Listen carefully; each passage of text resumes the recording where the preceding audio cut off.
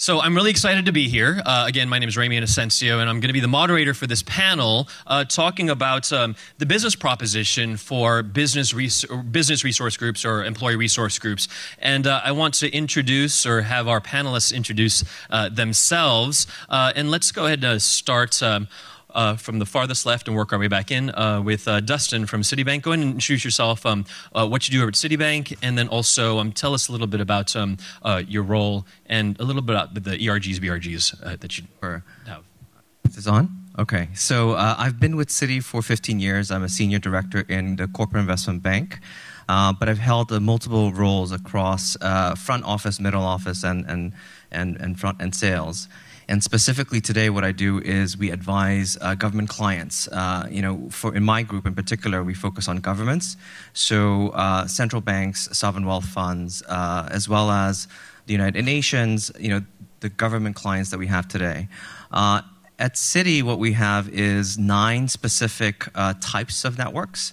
It includes the Women's Network, the LGBT Network, the Asian-Pacific, Hispanic, African American, a next gen, which is kind of new, a next gen network as well. We have 107 globally, and specifically in my particular role, I focus on the Asian network as well as the LGBT network on the leadership committee. Good afternoon. My name is Tonya Plear. I am a Chief Administrative Advisor at BNY Mellon. I support the Corporate Trust U.S. Client and Business Development Team. And I am one of the co-chairs for Impact, which is our multicultural business resource group. And I am the chapter co-chair for the New York, New Jersey chapter. We have 6 resource groups in our organization that are all transitioning from an employee resource group to a business resource group. And the 6 groups that we have are Impact, which is the one that I'm co-chair of, and it's multicultural.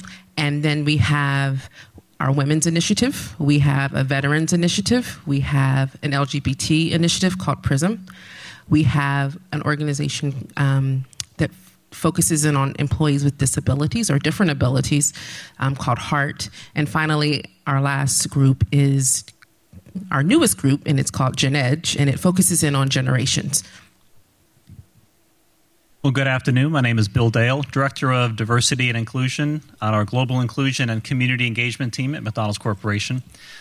We have 5 employee business networks and 3 employee resource groups within McDonald's, and that's part of my role as a director, and one of my primary responsibilities is to help provide leadership and support for all of our networks, whether at the national level with the national chairs that we work with and the officers, or down to the very regional level where we have some supervisors and managers leading the networks. Our 5 networks are the Asia Pacific Middle East Network. We have our Hispanic Employee Business Network. We have our McDonald's African American Council, which we call MAC2. We have our Pride Network, which used to be called McDonald's Gay, Lesbian, Ally Network, MGLAN, but about 2 years ago they switched to Pride. And then we have our Women's Leadership Network. And then on more of an OPROC level and in home office, we have 3 other resource groups that are more active in that level rather than on a national level. We have our Working Mothers Council. We have our Veterans Employee Resource Group that launched a couple of years ago. And then we also have our Young Professionals Network. And before we continue on, I'd like to get a read of the room here, just so we know who we're talking to here in terms of people who are managers at the C-suite level or people who are just a part of a BRG or an ERG. So just a show of hands so we know who works in D&I, who works in diversity and inclusion at the management level, just so we know.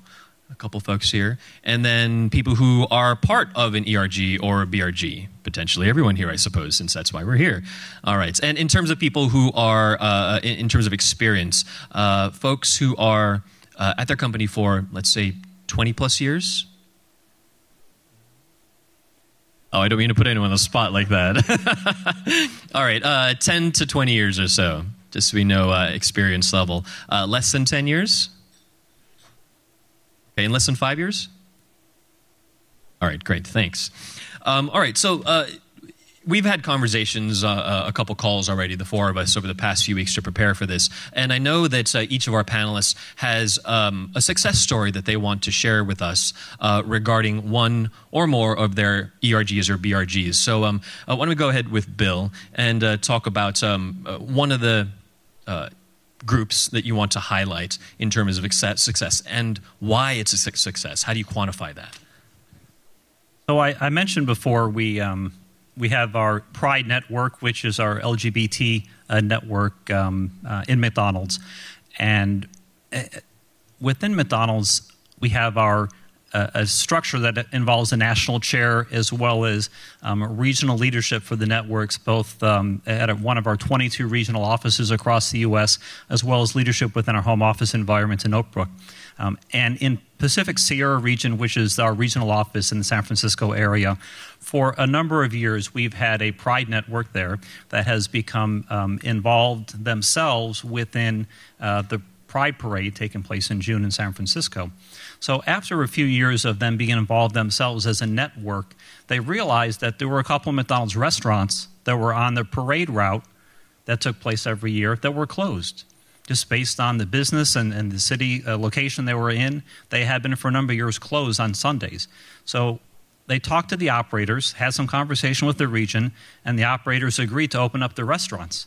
Well, they were so astounded by the success that they had from a business perspective on that day that they said to them, why did we not know this? How did we miss this business opportunity? So 2 years ago, we have a group of operators in each of the cities form in a co-op, sort of an advertising co-op, if you will. And 2 years ago, those operators decided to be one of the lead sponsors for the Pride Parade, with a float in the parade and McDonald's owner-operators leading the charge in the Pride Parade for McDonald's. And if you think about where that went from owner-operators in the community who missed an opportunity to do business and serve customers in a great day as part of the Pride Parade, and then becoming educated themselves as a result of some conversations with our Pride Network, and then opening up the restaurants, and then not just continuing to open up the restaurants, but really take an active leadership role from a community engagement standpoint. It's been a phenomenal transition that we've seen over the course of a number of years. But the thing that we look at more specifically when we talk about this as a success, it is the employee business network that was involved in helping to change the business in that particular part of the country, in that particular city for that event. So it speaks to why we talk about our networks, not just as resource groups, but as employee business networks.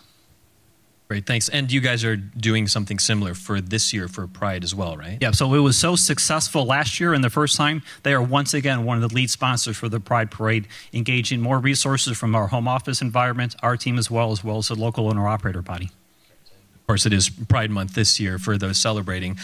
Curious, at your company's show of hands, do you have an LGBT or Pride network at your company? Okay, so pretty much most people here. All right. Tonya, how about your success story? Sure. So I will speak about our women's initiative. It is probably the longest serving resource group that we have at BNY Mellon and has proven to be the most successful thus far. It's really garnered a lot of organizational support from an executive level, and they've done consistently an International Women's Day program that occurs globally throughout the world, and it's grown to be very successful. And they have over 80 events that are tied into the success of that event in the month of March each year. And it's an event that everyone comes out to. They look forward to it. People get excited. They come out in the evening, and it's, even in New York, they have over 500 participants who register for that event, and they actually, use technology to showcase that event in other offices throughout the world as well.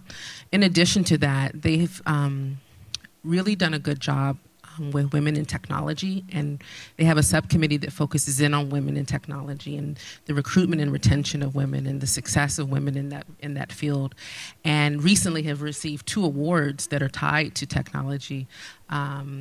One was from the Anita Borg Institute, and the other was inclusion in the Bloomberg Gender Equity index. And so both of those are clear indicators of the success and the work of the women and the men who lead that effort within BNY Mellon. And I'll presume that most companies, if not all, actually have a women's BRG, right? Everyone here does? If you don't, that might be a problem, I suppose. All right, Dustin, and yourself. The one example that I think really kind of resonated which was both social as well as had a business impact, was also our LGBT Pride Network.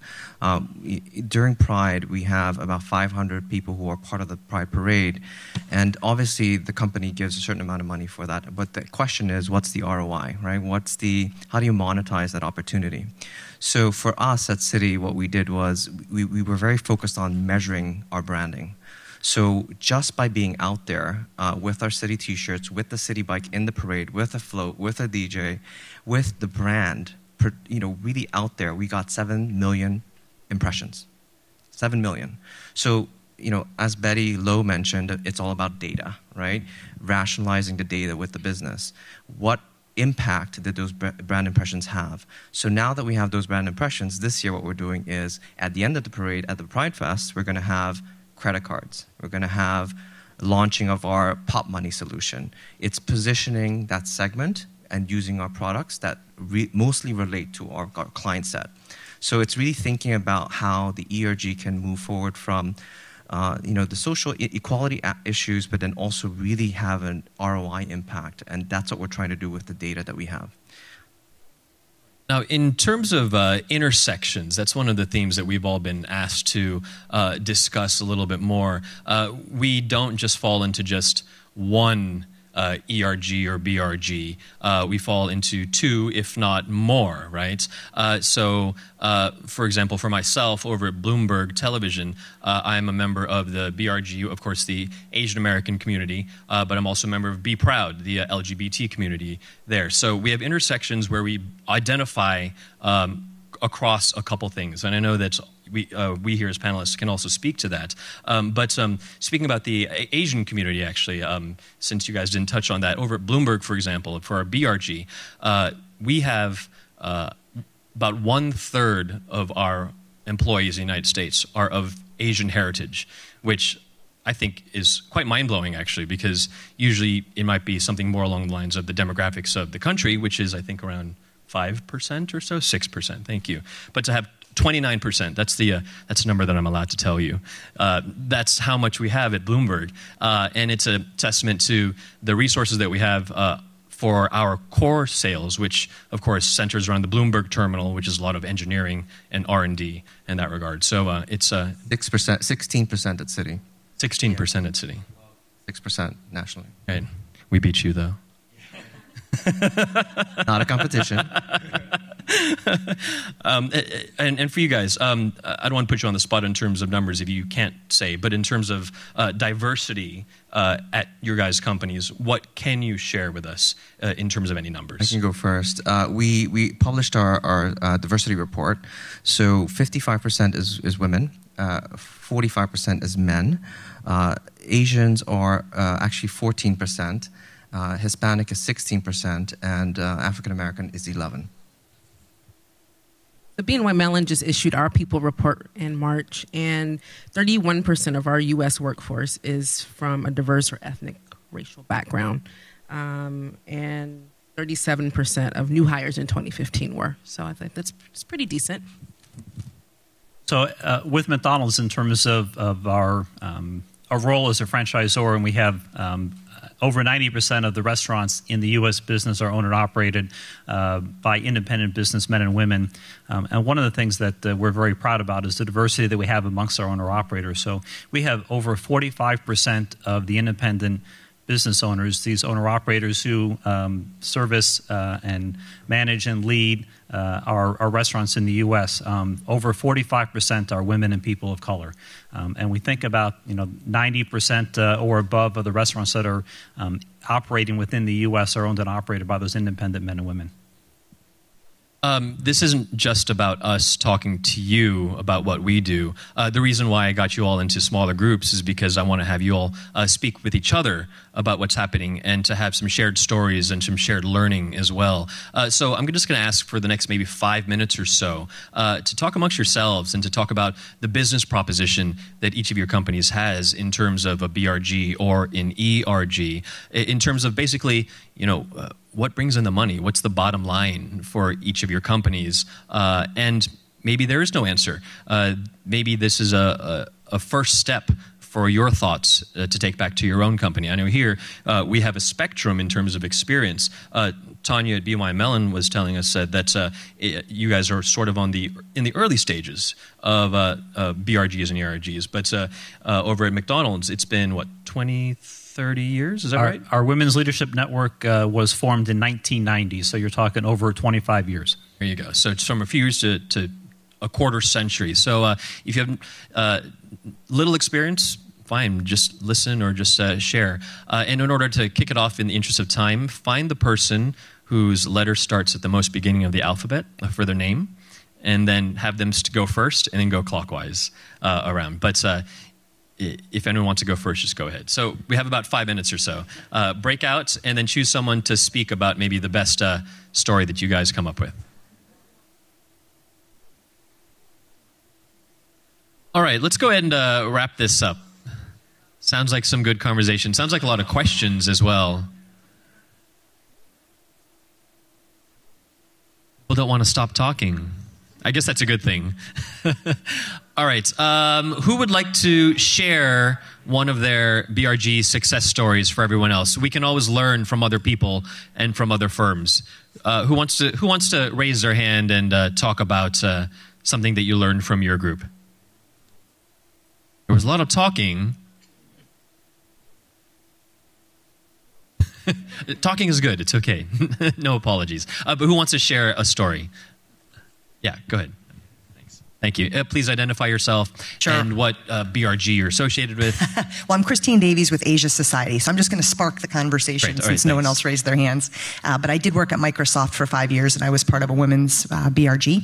And I would say one of the topics of key conversation at our table was around accountability. And the talk of, how do you, as a member of an ERG or a BRG, what does it mean for your leadership, your sponsors, to be accountable? Is it all talk? Is there actually, true action there?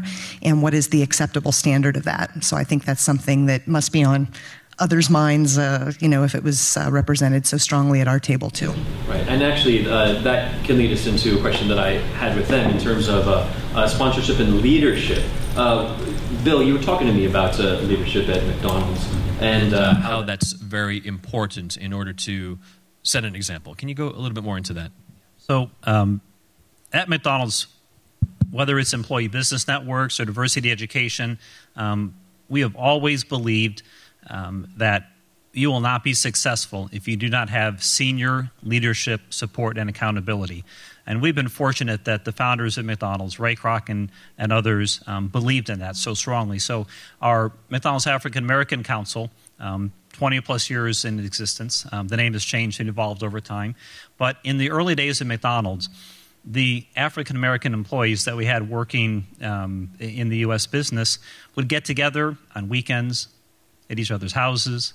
They get together in the evenings, local restaurants and areas outside of work, outside of the business. Well, when the CEO at the time heard about that, learned about it, he said, stop.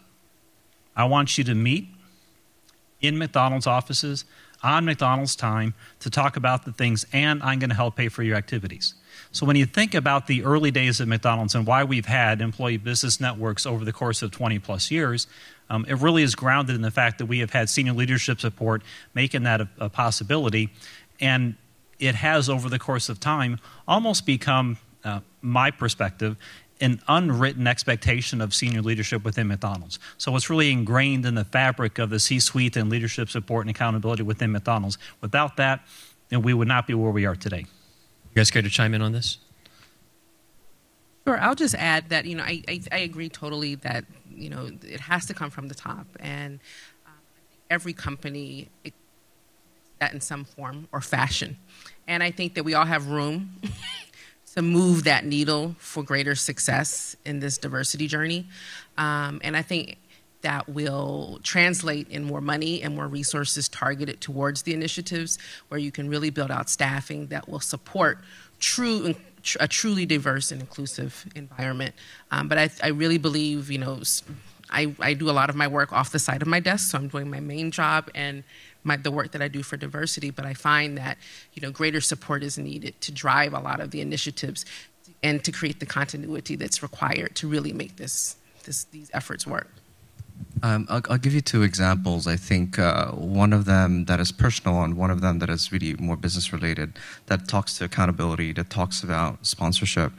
One example is in our wealth management business. We 10 years ago established a North America Asian clients group dedicated to this particular segment, right? So you have to think about your Asian networks and resource groups to really help the bottom line, help generate revenue for the company. And so we created a North America Asian clients group where they focus specifically on the needs of Asian clients.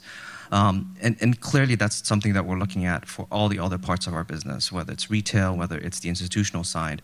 We're also looking at ways that we are looking at the Asian clients and connecting our Asian American population back to Citi's Asian Pacific clients as well as staff. So making that connection globally is what we're trying to do at Citi as well. And for large multinational companies, you want to tap your talent and create those marketplaces as it relates to what you have here in the US, but also back to in home countries in the region. The other part of sponsorship and accountability, and I'll share a little bit of a personal story, is that I personally wasn't comfortable coming out until 3 years ago, being LGBT. I'm Asian. I own my Asian pride and I own my Asian roots, and and I was always involved in the community in that way. But 3 years ago, I heard our CEO actually come out on LGBT rights, and that followed with the amicus brief with marriage equality. So being able to own that and be authentic in that way, both the Asian part and the LGBT part, was so powerful. And you bring yourself completely to work and you leverage that, because you have to leverage that from the talent side and then leverage that back to the business revenue side as well. Dustin, if I could press you on that just a little bit more. Great story, but in terms of the value proposition, from your experience or from what you've heard being in the community, what is the value add for being out and for a company supporting an LGBT network from your experience? I think there's, from our experience, it really is about being on the right side of history. It's really about doing what's right for our community and the customers that we serve, as well as the people that are employed. I think it's really, being present and being able to support at the bottom line, and recognizing our differences, right? So I think that's part of what it contributes in terms of being able to come to work and really be who you are in all aspects. And I think that diverse kind of mindset fosters other great things, creativity, ideas, etc. And there's also that aspect of open finance that is here in New York as well, right? Yeah, in particularly in the city in New York, the finance community has been very active about being very focused on LGBT opportunities to work together. It's usually more a straight man's world, I suppose, but it's trying to break that, isn't it? Yeah, it's trying to bring more people of color. Well, I'll mention one thing specifically. I think what we see as a challenge is getting more diverse people of color, as well as people who are LGBT or women, up the chain. We get a lot of folks, especially on the Asian side, come in through entry-level roles, but really getting that advancement to MD or director is challenging. And that is agnostic to just, person of Asians, but just being able to help support folks kind of achieve that level of, seniority to get to the C-suite. In terms of leveraging diversity in order to go higher, Tonya, can you speak to that in terms of, the idea, or the reality, I should say, in that many companies, many Fortune 500s, is that the lower you are, the more diverse it is, but that the higher you go, the tougher it is to rise. I know that's the case at Bloomberg. That's the case at many of our companies, probably, if we think about the paradigm that we live in and work in. What would you suggest is a way to break that? To your point, it's clearly an issue across the board. I think it touches every organization. And I know that a lot of organizations, and BNY Mellon is one, that we have lots of mentoring programs, and that's sort of like this first step into getting people on a sort of like a path or into a pipeline of advanced leadership within a company. But I think sponsorship is going to be the next critical step in that journey. You have to have, again, that senior and executive level buy-in to help create programs and pathways for people to advance in organizations. As long as it's a club of one, that you're not going to do it. There has to be a mandate or an expectation that there will be diversity across the expanse of the organization. So I think we have to begin to walk the talk. We say it, but the action isn't always there. And so I was reading recently, JP Morgan just launched this really great program. They tied it into their Black History Month program, but it's called Advancing Black Leaders. And it's something that Jamie Dimon came to the table, and he said, this has full executive level support. It has full operating committee support. This is going to happen at JP Morgan Chase. We're going to recruit, we're going to retain, we're going to advance people within our organization. And that's where the rubber meets the road, And now we're going to put staff around making this happen, because I think sometimes these thoughts get lost after they're said. They just kind of float in the atmosphere and nothing ever happens. But if you put people, make them accountable for making it happen, then I think that it will. So. On that, how do you actually make sponsorship happen? And before I go further, who here does have sponsorship at their companies for your business research or business resource groups? Executive sponsorships? Yeah. And who doesn't that they're not aware of? Okay. Well, that's the end of that conversation then. No. Okay. So, for those maybe who were reluctant to actually raise their hands, how, at McDonald's, for example, 25 years, how does sponsorship start?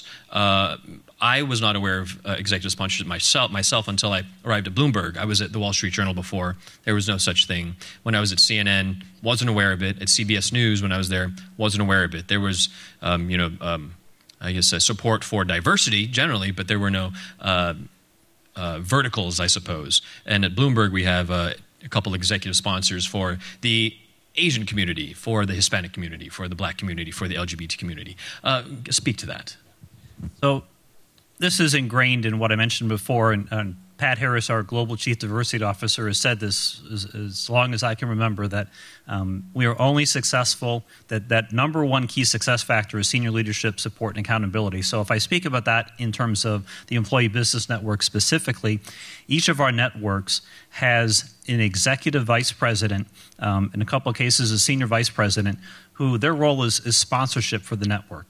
So that is not about being the face of the network. That is not about deciding what the strategic purpose should be. It's not operationally organizing and advancing the tactics within the network, but it's about ensuring that there is a visible, active voice of support and endorsing the value of the networks. So at that level, we have 8 networks and resource groups. To have somebody at that level speak to their peers and to senior leadership about the importance and the value that each of the networks has, that is the type of sponsorship that has allowed our networks to continue to thrive over the course of the years.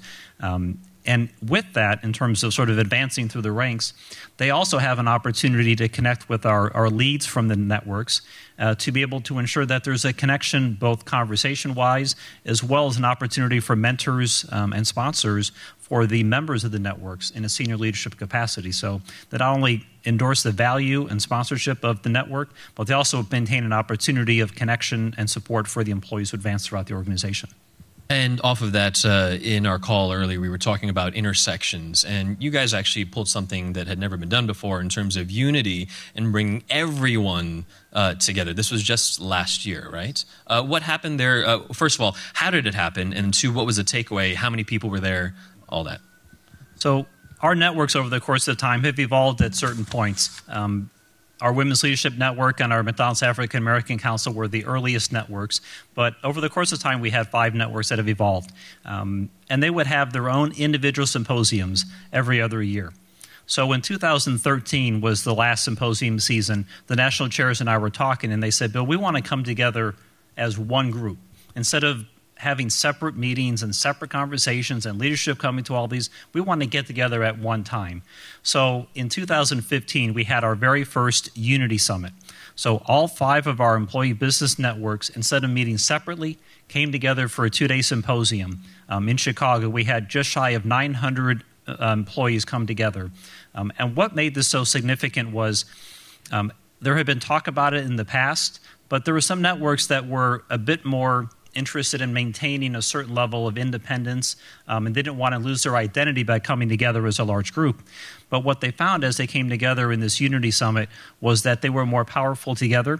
And also, we talked about the intersection.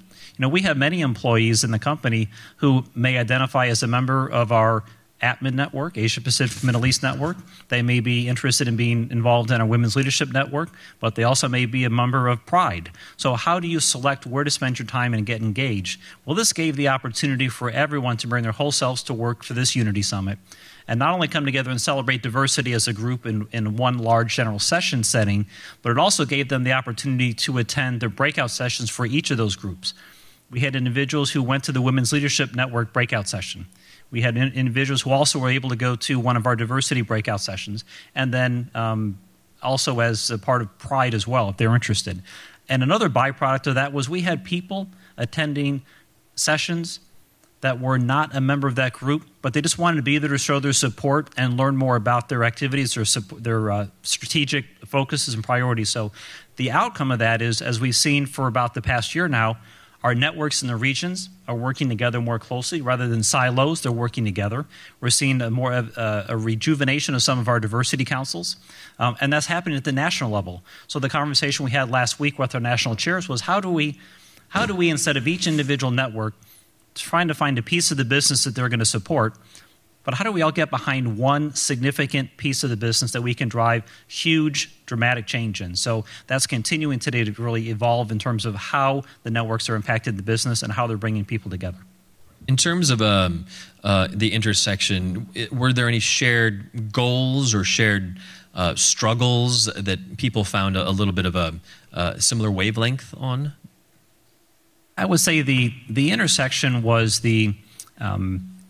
each network has their own challenges, but we have more that are alike than we're different.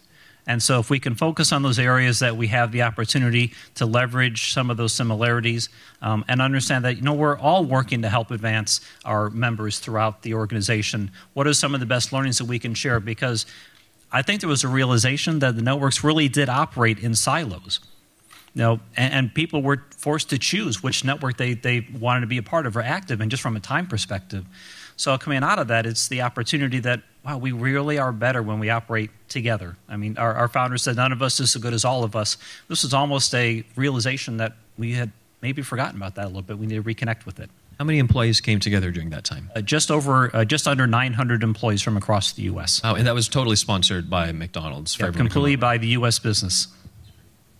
In terms of intersections, Dustin, we were talking earlier about a couple BRGs that had similar goals in mind, or they had similar struggles as well. I think one was with the women's group at Citibank as well as with the LGBT community. Yeah. So we've done a couple of joint events with the Women's Network as well as the LGBT Network, specifically when Roberta Kaplan actually was part of the litigating team for marriage equality, and she came to Citi, and we had a partnership between the Women's Network and the LGBT Network, and we had about 400 people come to listen to her talk about her career as a lawyer, but also how she was making an impact in the community, both women as well as LGBT. And I think and we invited clients to that event too. So we try to, again, think about the BRG aspect of it.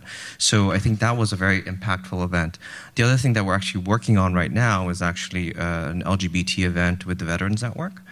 Because as you know, the Undersecretary Eric Fanning was appointed by Obama, and he potentially is going to come and talk about his experience. And again, it's looking at those cross-sections and creating these new kind of discussion and marketplaces to kind of have the conversation around talent, but also the business side of it. And Tonya, for you, I know that the BRGs over at BNY Mellon are fairly new, but if there's something that comes to mind for yourself in terms of intersections, what might come up? Our women's group and our multicultural group recently held an event on executive presence where they brought Sylvia Hewlett in from the Center for Talent Innovation to speak about her book, and then they had a follow-up panel discussion on, executive presence within an organization. And we invited clients out to that event as well. And so definitely those are ways that we can, leverage each other on common topics that will help all of our membership. So that's one example at BNY. I think that successes, we learn a lot of teachable moments, but also stumbles and failures we also do too. Sometimes I think we learn better from our failures than from our successes. Along the lines of what you all have experienced, what is something that has come up that you said, oh, that was something that we'll remember for next time, in case our audience here needs to have a takeaway in terms of, oh, watch out for this if you're trying to evolve your BRGs. Bill, you're nodding your head. Can I go with you first? Yeah, sure. So this is a more recent learning and observation that we've seen. So we've been through a lot of changes as a company over the last 18 to 24 months. And as we've been through these changes, we have seen the networks stumble a little bit because they had spent for so long. They have had a kind of a smooth ride in terms of their work and their leadership and their focus and their priorities. But with some of the changes in the business, we realized that maybe they weren't as strong in terms of some of the succession planning, in terms of who's going to lead the network moving forward. We have somebody today, but who's the vice chair, who's second in command, if you will, that if that first individual gets promoted, moves to an area of the business where they can't dedicate the time, who's going to step up to continue the work that the network is doing and minimize sort of that transition time. Same thing with sponsorship as well. So we have seen a little bit longer for the networks to kind of get back on their feet and become active because of that. But the learning for us is our team is now a bit more involved in helping to ensure the transition of the sponsors and the national chairs, so that it doesn't have to be necessarily something from an organizational structure standpoint. It can simply be somebody who is leading a network either at a regional level or at a national level, and has a great opportunity to take on some new work and new advancement within the business, and can no longer serve in that capacity. So we want to make sure that there is some routines and processes, particularly with succession planning in the networks, so that as we move forward, that can be an area that strengthens the longevity of the networks, because it's not just about today, but what's going to take place over the course of the next 5, 10, 15 years. Right, and of course, if that's not continued, then all the stuff that you've been working for, you might have to start back at zero or something not as advanced as you want to. Tonya, what are your thoughts? I'm going to piggyback on, not on your recent comment, but on a comment you were making a couple of comments ago about understanding the work that each of the different groups does and what our strategic focus is.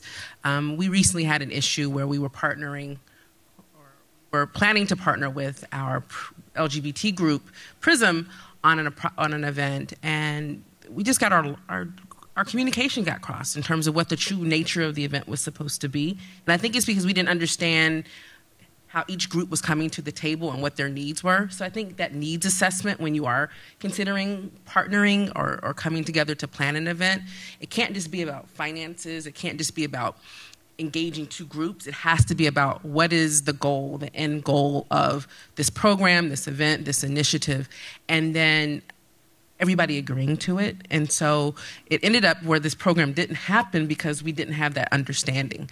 And everybody walked away from the table with their feelings hurt, right? And so that's not good when you're trying to negotiate in the confines of your own organization. And in this particular instance, there was an outside organization that was kind of hanging in limbo. And unfortunately, we all had to walk away from that opportunity. So, I think that's a great learning that we've had recently, is just really understanding how each group is coming to the table and what their needs are. Yeah. I would frame this, I'm going to be pretty blunt on this one.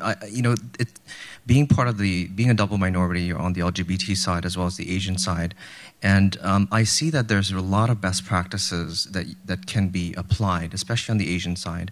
The LGBT side has a lot of momentum, which is great, and the challenge there is making sure that there's an opportunity to kind of transform that to a business opportunity. On the Asian side, I think it's a challenge because there's so many different diversity objectives and different priorities. And I think one of the things that we need to do as part of our ERG is making sure that the business case is there, and we've been doing that, right? Trying to understand what are the triggers, right, that ensures that there's P&L attention paid to this particular segment and how they can contribute. And so we're looking at ways that we can connect back to this resource group, back to our Asian network and our Asian clients out in the Asia region. But also understanding the opportunity, which Betty Lowe talked about in her research around the purchasing power of Asians. And so how can we kind of tap into that? Because the Asian community is very digitally inclined, and a lot of the products that we're now moving towards in our banking structure is not brick and mortars, it's mobile, right? So how do we kind of take advantage of the opportunity of Asians being early adopters, being more digital, being more mobile, and being more global? So I think those are the opportunities that we can look into that really can help the bottom line and be accretive to the business. So we have a succession, communication, and goals, and knowing how to pinpoint what those are. We're running a little bit out of time, flying by quite fast. I want to open up the floor to questions, and anything that anyone has. I heard that a lot of people had questions within their little groups when they were talking, but let's field a couple ideas here. In terms of BRGs, in terms of challenges that you might be facing. I have one over there, Richard. Quick question. Have you had Identify yourself, also where you're from. And you already identified me. Richard Shang, part of TE Connectivity. I'm also the chair of our LGBT group. Question for you is, as we've been launching a lot of programs sort of globally, we've realized that there's a lot of sensitivities depending on what region and what country you're in. Have you dealt with similar challenges, and how have you gone about resolving those? I'll take that one. Is this on the Asian side or the LGBT side?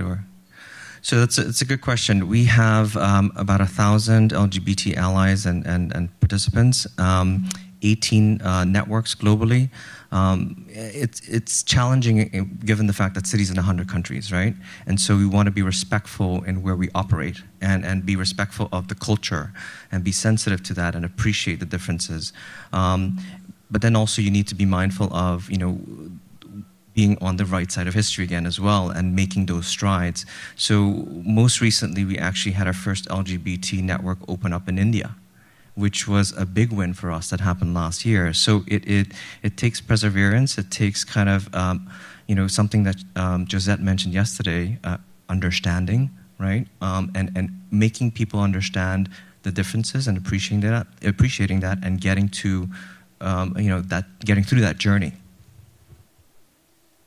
Bill, if I could ask you a similar question off of that, just because McDonald's is ubiquitous around the world and in terms of sensitivities, how does multinational as huge as McDonald's navigate that as well in different countries, respecting each different culture? There's two things that I'll share real quickly. One is, and this is an example going back a few years, when McDonald's had, I think it was 0 female managing directors in our area of the world, which we called the ATMAN, I think was our term we used. So Pat... For Asia, Middle East? Yeah. Okay. Pat Harris, our Chief Diversity Officer, went out and spent some time with the President of Japan at that time. And he said, I know why you're here. And he said, you have my support. understand, although I cannot change Japan, I can change McDonald's of Japan. And that really, I think, reflects a perspective that we operate and understand the laws and the regulations and the cultures and the customs in various countries, but we also have our McDonald's corporate values, and then we can do what we can within McDonald's to adhere to those. This question came up in a similar fashion for Pat a couple of years ago, and I think the way that she handled it was quite eloquent. I don't think I can say it any better. But she said quite simply, if you're good enough to buy from us, you're good enough to work and thrive with us. And that's really the perspective that we share with global leaders when we have that conversation, that we try and integrate into the values that we have. Another question? Yeah, 1, 2. Yeah, just right there. Hello, everybody. I'm Maria Keltz from Estee Lauder Companies. ERG groups are usually built around social identity groups. Has anybody toyed with the idea of building an ERG around work function? That was something that was brought up to us recently, and we are not sure. Can you define work function? So it would be an ERG group around administrative staff. I know at BNY Mellon, we have an administrative support group. It's not an official, diversity group that falls within our diversity organization, but it is a group of people who fall under the administrative umbrella across the organization. I think they do a great job of supporting each other, making sure that when new initiatives come out that touch the administrative function, that they share the knowledge. So there's a knowledge transfer there. They actually meet quarterly and host meetings and forums. So I think that it makes sense for certain roles where there are certain synergies and similarities in terms of what the functions would be. I was just going to add to that. I think, and we're in very different lines of business, but what we've noticed actually outside, and I'm part of Ascend, which is focused on Asian professionals, and what we found is that there's a lot of great talent who are of Asian heritage in risk. And so, risk and compliance. So we're actually creating this talent program that is specifically focused on that function. And so, obviously there's great presence of Asians in tech and ops, but we've also noticed that there's a lot of chief risk officers that are of Asian descent. So I think there's a lot of validity around capitalizing on that actually advantage that we have as Asians in that particular field, but then also extrapolating that to other areas as well. Real quick, the way that we sort of address that, or I guess it's handled at McDonald's, is rather than say a women's group within the legal team, they have diversity councils in various departments. So we have a corporate legal department that has their own diversity council, sponsored by officers in that group. We have professional services diversity council. So rather than having all these sort of fractions of various groups, it's the diversity council around within a particular function, which may give them the opportunity to, I think, maybe address that opportunity of how do I connect with other individuals like me within a particular function. Yeah, it's an interesting evolution on the idea from social to business to work category. Any follow-up? It's an interesting thing that I've never thought of before, but how do you feel about those answers?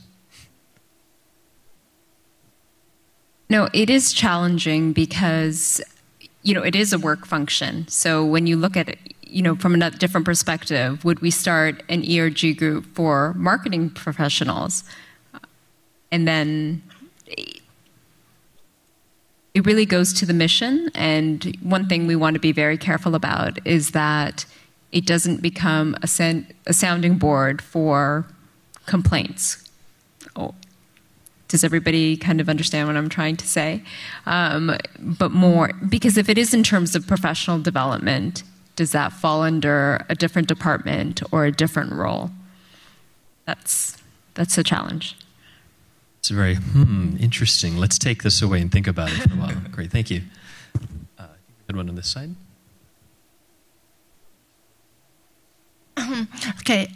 Earlier today, Tanya and I were talking about how to drive membership, and she pointed out a very good point about engagement. So what are some of your creative ways to drive membership, but beyond that, engagement?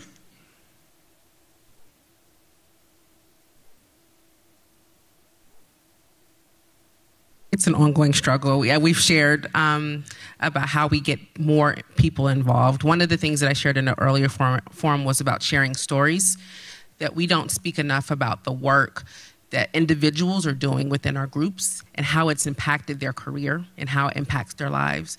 So really trying to find forums to share stories where people have grown professionally, they've been able to get promotions, how they've won business deals and such, different types of scenarios that you could kind of tie in through their work through BRG. So I think that's one way. We're in the midst of membership campaigns now, and we're trying to come up with strategic ways and fun ways to get people to come out. But everybody has something different that they need and want, and the reality is you have limited resources and limited time. So, trying to find what's the greatest good for the most people, I think, is going to be critical. Our Women's Leadership Network has just begun sending individual welcome letters to new hires for every female staff member across the U.S. I know in talking to people who have been a part of the networks for years, that there was a much more active, oh, you're new, I'm going to reach out to you and you will be a part of our network and we're going to help you and support you, and sort of that grassroots type of connection. Doesn't happen as much today, and I think some of the networks, at least the WLN, is realizing that, so they're trying to be more purposeful in their communication to welcome women to the organization and the day they arrive. I think that's really fair, actually, and a terrific example. When I joined Bloomberg, actually, both communities that I identify with, the Asian community as well as the LGBT community, the Asian community reached out to me and said, hey, we would love to have you in. I had to look for the LGBT community and say, where are you guys? And I found them, but it was night and day. And you speaking to that and reaching out, I just felt even much more welcome, much more comfortable, having been asked, come and join us on just that first week. Yeah.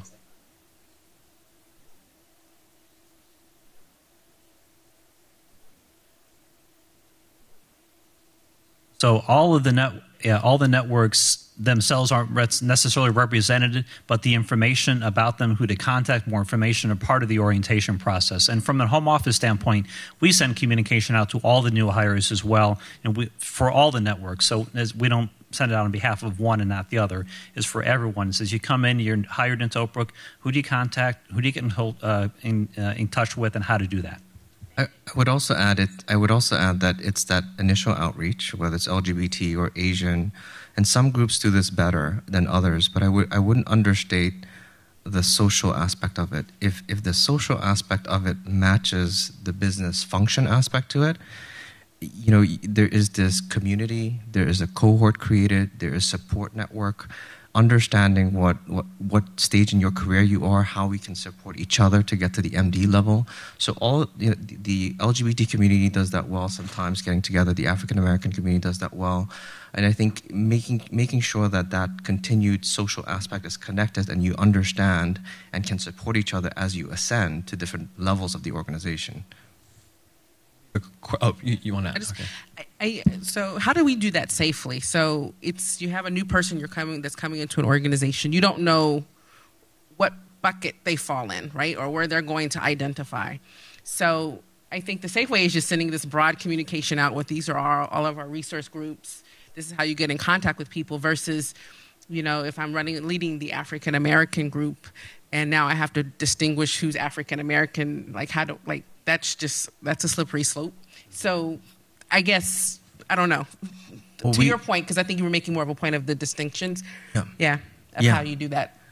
So the way that we try to use technology, because we have this Collaborate platform where you sign up or you identify yourself.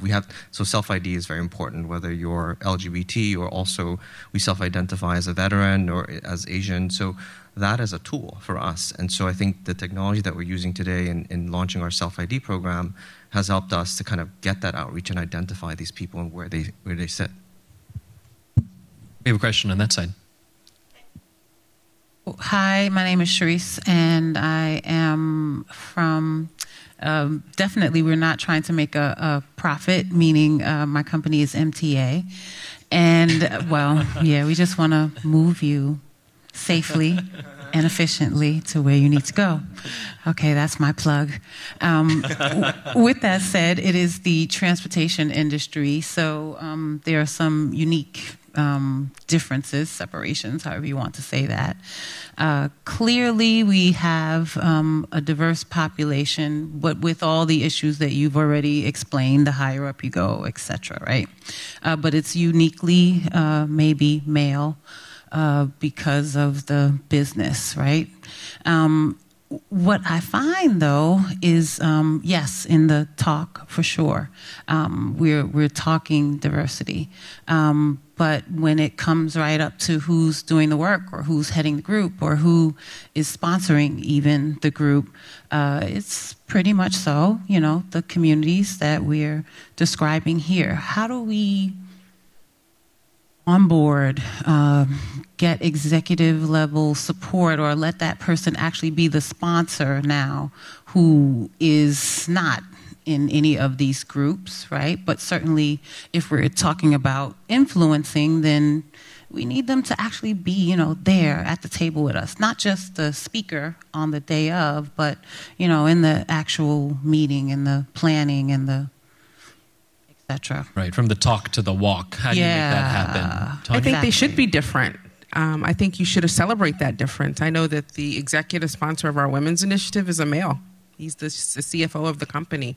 I think, we're in this state where we throw around the term disruption all the time. We're disrupting everything. And I think that as we're trying to aspire to different levels of leadership, that we have to kind of remove some of the barriers that we place on things individually because of the lens that we see the world through, and really try to make it as diverse as possible. How did you do that is what I'm trying to get at. I just think, I didn't do it, but I think from an executive level, it's a requirement that they go out and seek executive level sponsorship. There was an opening for the Women's Initiative, and I think the ask was just made. Do you want to do this? And you do it. And I think you have to have those conversations with people to get that buy-in. One of the things we're doing on a much lower level within the diversity umbrella is my organization is responsible for planning the Heritage Months, Black History Month, Asian Pacific Heritage Month. So one of the things we're starting to do now is, in prior years, we would always pick someone who fell within that category to lead those efforts. We're going to disrupt that a bit, and we're going to pick other people to lead those categories. So if it's Black History Month, we may choose someone who's Asian to lead it, and someone who is Caucasian to lead it, because it teaches them to lead something that they may not necessarily be familiar with, and I think that's leadership. So really trying to kind of push the envelope in that way. So I think different is great. Something we did this year for the first time is we celebrated Dr. Martin Luther King's birthday in Oak Brook. We had each of our employee business network and resource group leads come to our event, and they each had, and we paired them up randomly with two people, so we had 4 groups of 2, and they each had about 8 to 10 minutes to talk about what Dr. Martin Luther King meant to them. And so, although it really tied together the fact that everyone was impacted and touched and so they learned so much about each other and different cultures and that was a way to really involve everybody inclusively into the conversation of celebrating, birthday. I'm curious about this. I want to push this a little bit more. I want to try to help you troubleshoot it sounds like there's something that you want to have happen. Can you share a little bit more detail with what you're trying to accomplish? For instance, I head up our Women's History Month, and to get that to go anywhere past March is a challenge. In addition to that, a couple of years, maybe the last 2 years since I've been heading up, I wanted to also acknowledge and recognize and give an award to a man. If our organization is over 80% male, and then we've got some, I would really call them champions who are, making great strides and efforts to actually, hire and onboard women leaders. I'm like, that's worthy of being acknowledged at a Women's History Month program. And I'm getting questioned from, a pretty high up level. Why would you want to give an award to a man at Women's History Month? Well, yeah, to shake it up. And just to acknowledge that, that's the kind of work that we'd like to say that we value on Women's History Month. I mean, I could give you more examples, but I think you get the point. when you guys find the block at your companies, there's another avenue. Maybe there's another person that you could speak to. Can you guys speak to something like this? Path of less resistance. So this is more metaphorical rather than something concrete for you to take away. One thing Pat has always said, and she's learned over her 40-plus years at McDonald's, is that sometimes you have to go around the mountain. People spend forever trying to go through and bust through the mountain. Sometimes be patient, go around the mountain, you get to the other side, relationships are intact. And that's something that Pat has always talked about, is the fact that diversity and inclusion is a journey. Sometimes it takes patience, it takes time. We see it in our diversity education classes, where we'll talk about something in a particular class, 6, 8, 9, 10 months later, somebody calls or responds, oh, remember, I get it. It's that time, it's the patience. So that's kind of some things we talk about within McDonald's. Or, also just thinking, if someone disagrees with rewarding a male with an award, maybe you could have it might take a while, maybe 2 or 3 years, award to a woman, and then have those 2 women back a male the 4th year or something, where there's a board that say, we unanimously put forward so-and-so or something. Just thinking out of the box for you. We're close on time, but Glenn, yeah, what's up?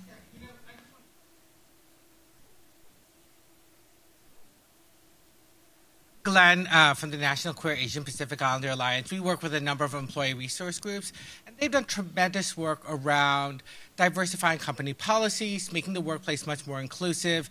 They've also done great things as corporate citizens. I work with Shell, their LGBT affinity group, and they have good benefits and programs. One of the things that they did was they got the company to fly the rainbow flag at all the headquarters, right? Which is easy in Texas and in New Orleans, but it also flew in Dubai, right? It also flew in Saudi Arabia. And so doing things like that, or I work with Hogan and Lovells, where, the leader of, and we do an LGBT Asian American networking reception every year in Washington, D.C., and this older white guy, who's gay, talked about the global market, talked about Asian American talent and bringing them in and retaining them. I talk to so many young professionals who, they go to the Asian American ERG and it's all straight. The LGBT ERG is all white. Where do I belong? And we're not saying develop a new gay Asian ERG, but understanding the intersections, and that's a new development that I'm beginning to see so many of the ERGs really understand in the D&I, as D&I practitioners, is that diversity is not just the siloed buckets of this and that, but it's really much more complex. And you've been talking about this in this panel, and I've been sitting here, and I wanted to share those stories and really commend you and the people in this room for doing such great work, because it is so needed. And like I said in the last panel, when we can be our true selves and our authentic selves, our true talents and our abilities and our ability to excel really do come to the fore. So thank you so much for that. And this is definitely a process that we're all learning in each of our companies, some a few years, some several, some decades, but everyone can learn from each other in terms of these steps. We could continue to go on, but we don't have the time anymore. So I want to say thank you to all of our panelists. Again, if you could give them a nice warm round of applause. Thank you, everyone, for interacting with us as well. And David is, these are surveys. Please fill those out and then pass them in.